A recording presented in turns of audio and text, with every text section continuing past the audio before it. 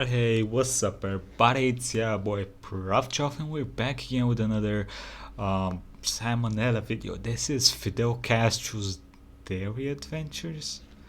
I'll be honest, I don't know much about Fidel Castro. That is the Cuba dude, yeah, the Cuba dude, right? Like he had some shit with America. I'm gonna be honest, I don't know much about that whole history. I know he was tied. He had ties with gangsters and shit, mostly through games. I know that knowledge, so I guess we'll see what his ties with cows were. Sure.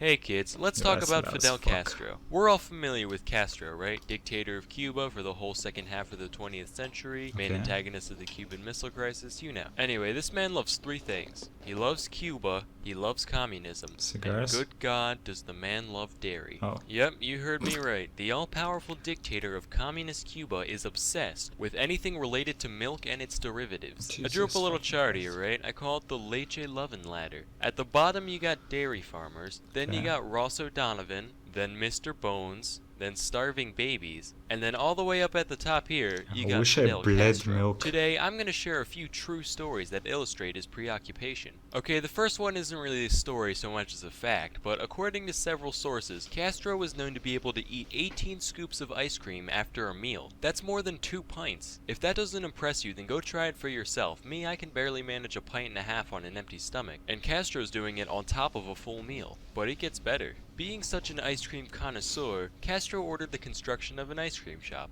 But this isn't your average everyday parlor, not by a long shot. He built a straight up ice cream complex taking up an entire city block. This was a piece of modern architecture too, in total contrast to the surrounding slums, all for the sake of ice cream. Yeah, can you imagine being a little poor motherfucker in Cuba, and then the president, or I don't know what his main what his um what his title was, just making a giant fucking high tech ice cream shop.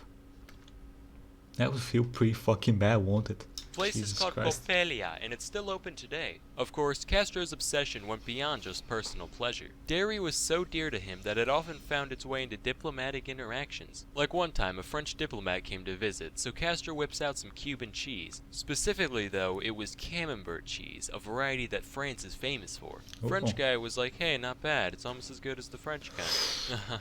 Try it again. he I think died. you'll find it's even better than the French. Alright, I wouldn't say that. I'm sorry, are you disrespecting my cheese? In my house? On my island? No, I mean it's good. I just said the French kind is better. Maybe if you froggy fucks bathed once in a while, you'd be able to taste the cheese instead of your own BO. Listen, you've got your cigars, we've got our cheese, live with it.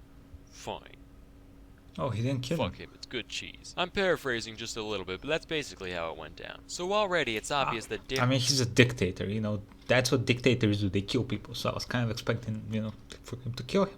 dairy is of great value to Castro. Most exceptional, however, is how this value reflected in his leadership. Naturally, Okay, by the way, some dude mentioned to me that the shine from my glasses is distracting. And I'll be honest, I can see that shit. I am not exactly sure how to stop that. I'm not.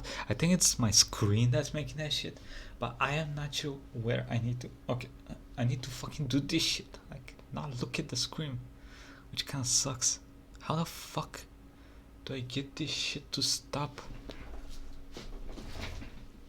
Ah. Okay, well, we'll having an figure it out at some entire point. nation at his disposal, Castro wanted to bolster the Cuban dairy industry as much as possible. But there was one problem. Cuba initially had two types of cows called La Reinas and Zebus. Maybe like La this. Reinas came from the days when Spain ruled Cuba, and Zebus originated from India. Both of these cows are well suited to the Cuban environment, having a very high tolerance for heat. However, they don't produce much milk, they're mostly just raised for their meat. So Castro decides to import thousands of Holsteins from Canada. Holsteins are the classic black and white cows, and as we all know, you can juice these guys for days. They are utterly superior. Only problem is, they're used to living in Canada, so when they're plopped down under the scorching Caribbean sun, it's going to stress them out. They're not going to be laughing cows by any means. So as a result, Castro's imports still didn't put out enough milk to satisfy his desires. At this point, your average run-of-the-mill dairy queen would have given up. But Castro, he's more than that. He's a dairy dictator. So he ordered the construction of a giant air-conditioned complex with the sole purpose of providing a comfortable environment for it.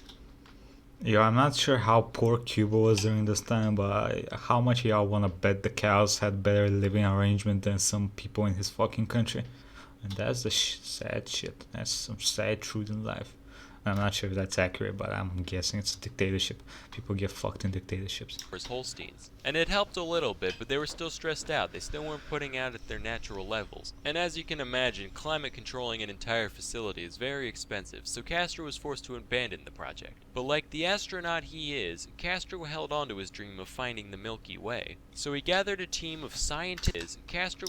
Is that a shuriken? Is that Rasen Shuriken from Naruto? Google that shit. Exactly that is. Held on to his dream of finding the Milky Way. So he gathered a team of scientists and farmers and ordered them to breed together the Zebus and the Holsteins in order to produce a heat-resistant, lactose-pumping super cow. The breeding efforts were mostly a bust, never producing the bovine master race that Castro longed for. However, there was one exception. Under Castro's program, a single individual was born that met his expectations with flying colors. The cow was named Ubre Blanca, Spanish for white udder, and she produced world record-breaking volumes of milk, peaking at 110 liters a day. That's more than 29 entire gallons of lactation. Needless to say, Castro was absolutely euphoric at this isolated success of his. To say he went ballistic would be an understatement. He went intercontinentally ballistic. Like, India hasn't got shit on the levels of cow worship that Castro performed. Daily updates were published in the Cuban national newspaper describing Ubre Blanca's health and productivity. And when she died in 1985, Castro commissioned a giant marble statue of the cow in her honor. He also had scientists harvest tissue and egg samples for the sake of preserving her DNA. After Ubre Blanca's death, Castro's plans for the Cuban dairy industry got even more desperate and ridiculous somehow. This is based off of an actual conversation that he had with his team of scientists in 1987. Okay guys, hear me out. What if we make cows that are the size of dogs, so that way they can live in people's apartments with them? Fidel, I don't think that's gonna work. No, it'll work. You just have to grow grass in the apartment too. You can't be serious. Yeah, you just gotta put up I mean, from my experience in watching animal videos, animals on islands are small, right? They're usually smaller than their non-island counterparts, but that shit took a while to evolve into them being smaller. I don't think you can just do that in like 5 to 10 years, brother. I think that's possible. It'll take like a shit ton of time for evolution to take its course and adapt the animal to smaller quantities of food, and in exchange making the animal actually smaller, right? I mean, it's possible. Fluorescent lights. Bam, little grazing patch for your doggy cow. You are a fucking lunatic. And obviously nothing ever came of that idea. No way any scientist said that shit, because he would die. Yeah, and Cuba's dairy industry is still floundering today, sadly. So yeah, if you haven't gotten the picture Why by sadly? now, the dude likes milk. Imagine he's at the birth of his grandson, right? Ah, what a beautiful baby boy. Fidel, there's something we need to tell you. Shit. Your grandson, he's lactose intolerant. Prepare the firing squad. Anyway, there's plenty of other miscellaneous stories surrounding his little preoccupation, like the time the CIA tried to poison his milkshake, so I just decided to highlight a few big ones. Anyway, that's all for today. Till next time, I'm Salmonella, and thank you for watching. They poisoned his milkshake. Okay, buddy. Anyway, that was someone else.